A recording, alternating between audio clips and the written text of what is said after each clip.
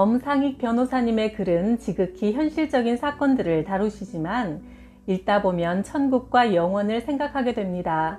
명당 소개할게요. 미대 교수 한 분이 법률 상담을 하려고 나를 찾아왔다. 그의 아내가 이혼 소송을 제기한 소장을 보여주었다. 인색한 좁쌀 영감과 더 이상 살 수 없다는 내용이었다. 62살에 황당하게 이혼 소송을 당했습니다. 변호사님의 조언을 듣고 싶어서 왔습니다. 그동안 어떤 삶을 살아오셨습니까? 저는 전라도 산골 마을에서 가난한 집의 여러 형제 중 장남으로 태어났어요. 부모님은 어떻게 해서든 장남인 저만 가르치면 나머지 형제들은 제가 보살필 걸로 생각하셨지요. 미대를 졸업하고 디자인 일을 하며 동생들 뒷바라지를 하다가 뒤늦게야 결혼을 하게 되었습니다. 결혼 생활은 어떠셨습니까? 제가 가난한 집에서 워낙 궁하게 살다 보니까 아내에게 생활비를 주고는 그걸 어디에다 썼는지 일일이 물어보았죠. 없이 살던 제 버릇입니다. 평생 그렇게 살다 보니 아내는 저를 냉정하고 인색한 사람으로 증오하게 되었지요. 아내 되시는 분에게 사랑이 남아 있습니까? 아내 입장에서는 나름대로 아끼고 살뜰하게 살아왔지만 제게 쌍욕을 하고 덤벼들던 걸 생각하면 만정이 떨어집니다. 저는 찬바람 부는 광야 같은 세상에 나 혼자밖에 없다는 잠재의식을 가지고 살아왔으니 어떻게 저에게서 진정한 사랑을 느꼈겠습니까? 사랑을 흘려보내지 못한 저의 죄지요. 우리가 다시 합하기는 어려울 것 같습니다. 그러면 앞으로 노년을 어떻게 사시려고요? 다행히 뒤늦게 전문대학 교수로 정년퇴직을 했습니다. 법정에서 그 연금을 아내 쪽으로 돌려준다고 하세요. 그리고 평생 저축해서 산 작은 아파트도 아내에게 주도록 하세요.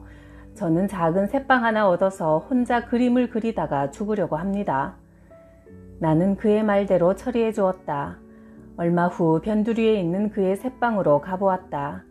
그는 이젤 앞에서 도심 속 수도자의 모습으로 혼자 그림을 그리고 있었다. 돈에 얽매여 인색하게 살아온 노년은 스산했다. 서초동에서 택시를 탔다. 운전대를 잡은 기사의 뒤통수에는 윤기 없는 흰머리가 뒤엉켜 있었다. 몇 마디 나누다가 그가 이런 말을 했다. 저는 사실 목사입니다. 교회를 개척했지만 교인도 없고 잘 안 되는 바람에 이렇게 택시를 몰고 있습니다. 그의 말투에는 낭패감이 섞여 있는 듯 했다. 내가 말했다. 이 택시 자체가 얼마나 훌륭한 교회입니까? 운전하시면서 승객과 대화를 나누다가 자연스럽게 예수님을 소개하는 게 진짜 목회 아닐까요? 교회는 건물이라는 고정관념에서 벗어나 이런 형태의 찾아가는 교회가 많이 생기면 좋겠다는 생각이 듭니다. 기사 목사님이 말했다. 며칠 전 제 딸이 심장 이식 수술을 했어요. 심장 근육에 염증이 생겨 죽을 확률이 크다고 했는데 심장을 기증하겠다는 사람이 하루에 3명이나 나온 겁니다. 그래서 제 딸이 살아났습니다. 하나님의 은혜요, 기적 아닙니까?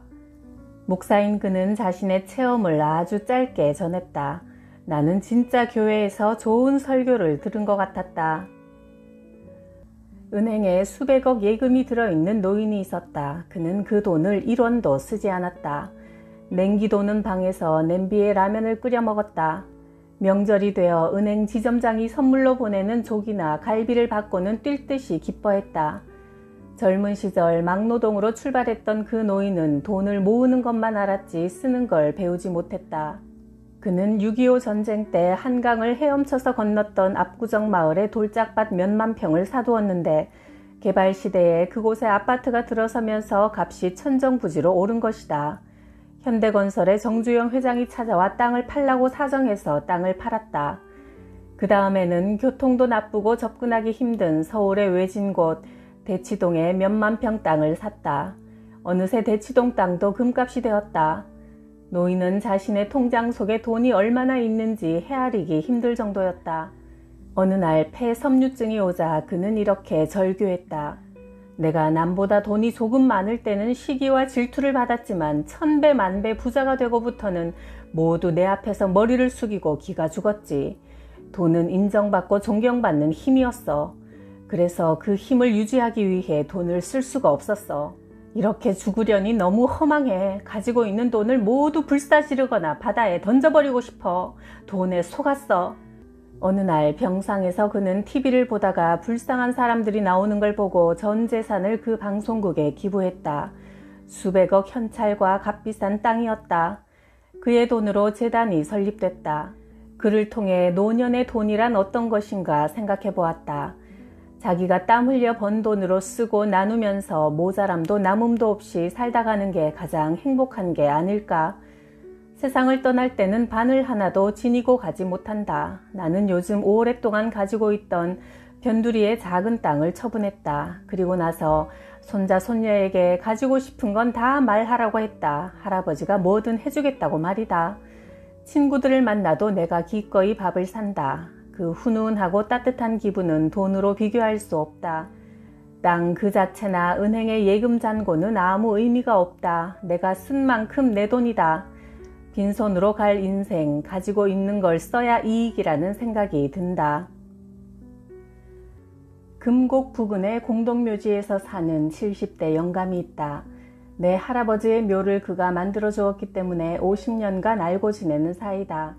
한평생 이사 한 번 가지 않고 무덤들 사이에서 살면서 시신 거두는 일만 하고 있다. 봄비가 촉촉히 내리던 한식날 할아버지 묘를 돌보고 내려오다가 그 영감을 만나 인사했다. 평생 공동묘지에서 죽은 사람들과 이웃으로 사는 게 무섭지 않으세요? 무섭긴 뭐가 무서워요. 죽으면 내가 들어갈 자리도 바로 앞에 마련해 뒀는데 뭘. 이렇게 살다가 저쪽 구덩이 안으로 들어갈 거요. 귀신을 본 적은 없어요? 내가 호기심으로 물었다. 몇 번의 이상한 경험을 했지. 작년 늦가을 새벽 2시쯤 갑자기 전화벨이 울리더라고요. 뒷산 중간쯤에 묻힌 분의 손자인데 아버지가 거기 가서 자살한 것 같으니 가봐 달라는 거예요. 보름달이 훤하게 떠있는 한밤중에 묘지까지 올라갔죠. 아무도 없더라고요. 나중에 들으니 그 사람은 그날 밤 한강다리에서 떨어져 죽었다고 하더라고요.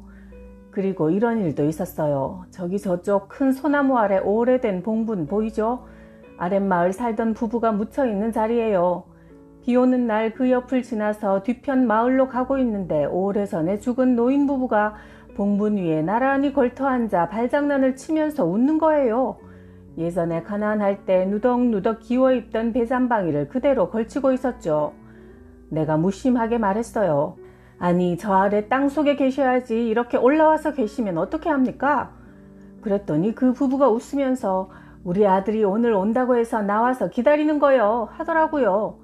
나는 그 말이 무슨 뜻인지 몰랐죠. 그냥 얼떨떨한 기분으로 아랫마을로 내려갔어요. 그때 마침 그 노인네 아들이 비가 오는데 오토바이를 타고 집에서 나오더라고요. 굴이 시내를 간대요. 내가 아버지 어머니를 만났다고 이야기해주고 싶었지만 미친놈이라고 할까봐 입을 닫았어요. 아, 그런데 바로 그날 그 아들이 모는 오토바이가 버스와 충돌해서 아들이 그 자리에서 죽었지 뭡니까? 그 말을 전해 듣고서야 그 노인 귀신들이 아들을 기다린다고 하던 말이 떠오르더라고요. 신기한 얘기였다. 성경은 말한다. 인간은 죽어도 그 본체인 영혼은 낡은 옷 같은 몸을 빠져나와 새로운 몸으로 새로운 세계인 천국 또는 지옥에서 영원히 사는 불멸의 존재라고. 내가 그에게 물었다. 평생 공동묘지 안에서 혼자 집을 짓고 사셨는데 가난해서 그렇게 하신 겁니까? 무슨 말씀을. 내가 가진 이 산자락 땅을 얼마 전에 사람들이 100억 원에 사겠다고 왔습니다.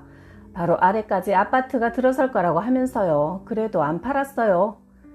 그는 자유인인 것 같았다. 회사 사장이었던 경기고등학교 동기 한 명이 죽었다. 같이 검정 교복을 입고 웃고 떠들고 놀던 친구인데 떨어지는 낙엽같이 세상을 떠나버렸다. 죽은 친구의 단짝인 황 변호사에게 내가 물었다. 그 친구 동창회 때 보면 건강하고 활기가 넘쳐 보이던데 어떻게 갑자기 죽었어? 그러게 말이야. 몇 달 전만 해도 내 사무실에 놀러와서 자기가 마라톤을 하는데 재밌다며 같이 하자고 했었어. 정말 정력이 왕성하고 회사의 젊은 직원들하고도 잘 어울렸지. 그런데 갑자기 간암 통보를 받고 2달 만에 죽은 거야. 세브란스 병원에 입원해서 항암 치료를 받았는데 그 과정에서 신장이 또 고장나버렸대. 갑자기 혼수 상태가 되어 죽은 거야. 죽음이 파도같이 덮쳐버린 거지. 의사 말이 마라톤을 하니 세포가 활성화돼서 전이가 훨씬 빨리 됐다는 거야. 힘없고 약한 노인네가 간암에 걸렸으면 10년은 더 살았을걸. 평소 건강에 아무리 주의를 해도 때가 되면 여지없이 죽음의 천사가 와서 데리고 가는 것 같았다. 황 변호사가 덧붙였다. 고등학교 때부터 비쩍 말라 빌빌대던 김재진이도 위암으로 죽었어. 아무한테도 알리지 말라고 하고는 혼자 조용히 가버렸어. 그래? 몰랐네. 그 친구도 사법고시에 합격할 정도면 능력 있는 친구인데 평생 마음의 그늘을 안고 살더니만 마음의 병 때문에 일찍 죽었나?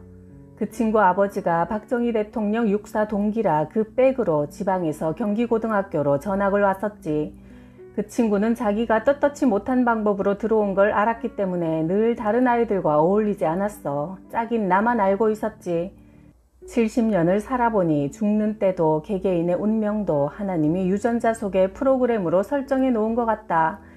그리고 죄를 지으면 마음에 짙은 그림자가 생기는 게 인간인가 보다. 그냥 자기 그릇에 자기 몫을 담고 만족하며 감사하며 사는 것이 건강과 마음의 평안을 지키는 길 아닐까. 아내와 영하의 추운 날씨에 신사역 부근을 걸을 때 20대 젊은이 서너 명이 지나가는 사람들에게 뭔가 건네고 있었다. 한 청년이 우리에게도 다가와 아주 예쁘게 디자인된 작은 책을 전해주었다. 표지에는 금박으로 신약 성경이라고 적혀 있었다. 아내가 그 책을 받고는 얼른 지갑에서 5만원권 한 장을 꺼내어 청년에게 건넸다. 이렇게 귀한 책을 그냥 받을 수는 없지요. 돌아가다가 따뜻한 국밥 한 그릇이라도 나누어 드세요. 감사합니다. 잘 쓰겠습니다. 청년의 활짝 웃는 얼굴이 칼 같은 겨울 추위를 따스하게 녹였다. 아내는 나보다 속이 몇 배나 넓고 통이 큰 여자다. 내가 성경책을 처음 본 건 40년 전 눈 덮인 전방 철책선 부대에서 장교로 근무하던 시절이었다. 밤새 순찰을 돌고 새벽에 막사 사무실로 돌아오니 책상 위에 손바닥만한 작은 책이 놓여 있었다. 신약 성경이었다. 부하인 김중사가 공짜로 받아왔다며 종이가 얇아서 담뱃가루를 말아서 피면 좋겠다고 했다. 내게 믿음이 없을 때였다. 그 무렵 나는 사법고시에 여러 번 실패하고 절망에 빠져 있었다. 위로가 필요해 무심코 그 작은 책을 몇 장 들춰보았다. 토기장의 이야기가 나왔다. 화려하게 쓰이는 큰 그릇이 있고 소박하게 쓰이는 작은 그릇도 있으니 창조주가 만들어주신 자기 그릇에 만족하고 자기만의 소명을 채우라는 말씀 같았다. 그 후 나는 하나님의 은혜로 고시에 합격했고 작은 개인 변호사 사무실을 열었다. 아침마다 성경을 읽으면서 하나님이 보내주시는 사람들의 이야기를 들어주고 그들의 억울함을 풀어주고 돕는 것을 사명으로 알고 평생 살아왔다. 큰 돈은 못 벌었지만 그 대신 마음의 평화와 하늘의 안식을 얻었다. 뉴욕에 루퍼스 쇼트라는 유명한 변호사가 있었다. 그가 변호한 사건 기사는 사람들의 마음을 감동시키는 문학적 영향력이 있었다. 그의 법률사무소 책상 위에는 성경책 한 권이 있을 뿐이었다. 어느 날 한 기자가 물었다. 당신은 미국 제1의 법률가인데 책상 위에 성경 한 권만 놓고서 일이 됩니까? 쇼트 변호사가 이렇게 대답했다. 이 성경이 바로 영미 법률의 기초이고 여기에는 인간이나 국가를 근본적으로 구할 수 있는 큰 힘이 들어있어. 성경은 2000년 동안 생명력을 유지해왔고 하늘과 연결되어 무한한 에너지가 농축된 신비한 책이요. 나 역시 30년 동안 매일 성경을 읽으면서 내 영혼과 삶이 바뀌었다. 조선 말 프랑스 배를 타고 조선에 온 외국인 선교사는 트렁크에 성경 100권을 넣어 대동강까지 왔다. 조선은 프랑스 배의 상륙을 거부하고 그 배를 불태워버렸다. 죽어가는 순간 선교사는 가지고 온 성경을 강가 쪽으로 내던졌다. 지나가던 나무꾼이 그 성경을 들고 집으로 갔다. 그리고 우리나라의 서북지방 쪽부터 복음이 전해지기 시작했다. 그 선교사는 생명을 바쳐 조선에 영혼의 빵을 선물한 것이다. 나는 40대 중반에 암 진단을 받고 수술대에 오른 적이 있다. 수술대에 발가벗긴 채 손발이 묶였다. 마취제가 투여되고 깊은 어둠으로 떨어지기 직전 지나온 인생의 장면들을 떠올려 보았다. 인간은 저 세상으로 벌어놓은 돈을 가져갈 수 없다. 지위나 명예도 가져갈 수 없다. 그러나 가져갈 수 있는 것은 사랑이 넘치는 기억들이라고 한다. 따뜻한 추억이야말로 진정한 재산이었다. 5살 무렵 동네에서 놀다 돌아오면 30대 초반의 엄마는 내가 너무 예뻐서 나를 꼭 끌어안고 아유 요 이쁜 것 하며 어깨를 깨물었다. 나의 행복인 동시에 엄마의 행복이었다. 24살 때 깊은 산속 절간에서 고시 공부를 하다가 심한 몸살이 났다. 당시 사귀던 대학 2학년 아내에게 약을 사와 달라고 연락하니 다음날 아내는 마치 영화의 한 장면처럼 빨간 파카를 입고 하얗게 눈 덮인 들판을 바지런히 걸어서 내게로 왔다. 이런 사랑이 넘쳐나는 기억이 많은 내가 진짜 부자가 아닐까. 나는 6시간의 수술 끝에 다시 세상으로 되돌아왔다. 돈보다 따뜻한 사랑의 추억을 쌓으며 살기로 했다.